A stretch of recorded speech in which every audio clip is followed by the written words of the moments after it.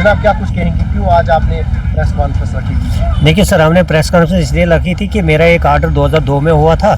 मेरे ऑर्डर के साथ एक टेम्परिंग की गई है वहाँ पे गुंडो सब डिवीज़न गुंडो में पीएचई में मेरा ऑर्डर हुआ था, लेकिन अभी तक मुझे इंसाफ नहीं मिल रहा है। और अगर वहाँ पे इस वक्त तकरीबन एक घर के 27 आदमी या 10 आदमी घर के लगाए गए हैं, तो हमारे साथ नाइंसाफ़ी क्यों की गई? इसलिए हम चाहते हैं कि हमें हमारा हक मिलना चाहिए। अगर वो 27 आदमी एक ही घर के लग रहे हैं तो हमारे को क्यों नहीं एडजस्ट किया जाता, जबकि हमें कोर्ट ने भी डिसीजन दिया वहाँ नौकरी करने का, और हमारे साथ नाइंसाफ़ी हो रही है। हम इसलिए हमने कॉन्फ्रेंस देने का फैसला लिया कि ताकि हम अपना हक मांग रहे हैं उनसे। और जो बैकडोर एंट्रियाँ वहाँ पे हुई हैं वो उनके ऑर्डर चेक किए जाएँ। 2010 में एक ऑर्डर हो चुका था कि अब कोई नहीं लगाया जाएगा, और जो कि टोटल 444 लड़कों की लिस्ट बनी थी, वो 2009 तक 444 लड़के थे, अभी 700 से ऊपर हो चुके हैं। 67 लाख कुछ पैसा वहाँ तनख्वाह आ रही है, और वो जबकि जो मर गए हैं वो समझ नहीं आ रही कि वो किसको तनख्वाह दे रहे हैं, और जो जिंदे हैं रिटायर कर दिए उनकी तनख्वाह किसको दी जाए, उनकी जगह पर कोई नोटिफिकेशन नहीं है, कुछ नहीं, बैकडोर एंट्रियाँ कर दी गई है वहाँ पर। जी क्या कुछ कहेंगे आप? सर, आपके चैनल के माध्यम से मैं ये कहना चाहता हूँ कि जो ये लिस्ट मैं आपको दिखा रहा हूँ, इसमें कुछ मर गए हैं, कुछ रिटायर हैं, लिहाजा ये 720 की लिस्ट में है। और जो ये मर गए हैं और जो रिटायर हैं, इनकी भी पे आज तक आ रही है। ये 10 दिसंबर भी इनकी पे आई है।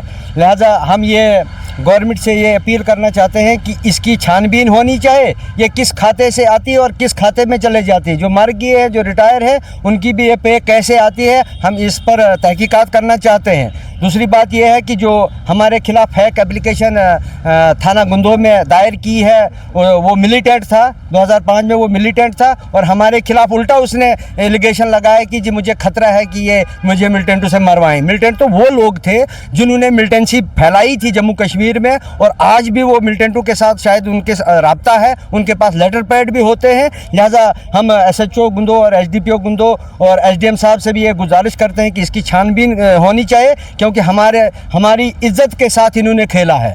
हमने विद प्रूफ इनको बताया है। अगर इनके पास कोई हमारा प्रूफ है, हमने कोई घोटाले किए हैं, हमने इनसे पैसा लिया है, तो वो ये बता सकते। लिहाजा हमारी ये हर एजेंसी से ये गुजारिश है कि इसकी छानबीन की जाए। ये बैकडोर एंट्री में कैसे इन्होंने PHE में एंटर किए, और जितने भी HR में हैं, चाहे वो लेडीज़ है, जेंट्स है, उनकी सुपरविजन जो करता है, जो उनकी हाजिरियाँ देता है, कौन देता है, और ड्यूटी तो वो करते हैं। हमने तो वही देखे पहले से ही, जो लोग ड्यूटी करते थे वही आज भी करते हैं, और लेडीज़ों की ड्यूटी कहाँ है। लिहाजा हम ये रिक्वेस्ट करते हैं खासकर DC साहब से भी कि इसकी छानबीन होनी चाहिए, और जितना भी इन्होंने गवर्नमेंट ट्रेजरी से माल लूटा है, खासकर मोहम्मद इकबाल ने, वो गवर्नमेंट ट्रेजरी में उसको ये रिकवर होना चाहिए, और इसके खिलाफ कड़ी से कड़ी कार्रवाई होनी चाहिए। और गुंदो भी हम ये गुजारिश करते हैं। Thank you. मैं रिटायर हो गया 36,100 पर, और मेरी पेंशन जो बनती है वो बनती है 27,000, और जो PHE में रिटायर हुए हैं उनकी पेंशन बनती है 45,000।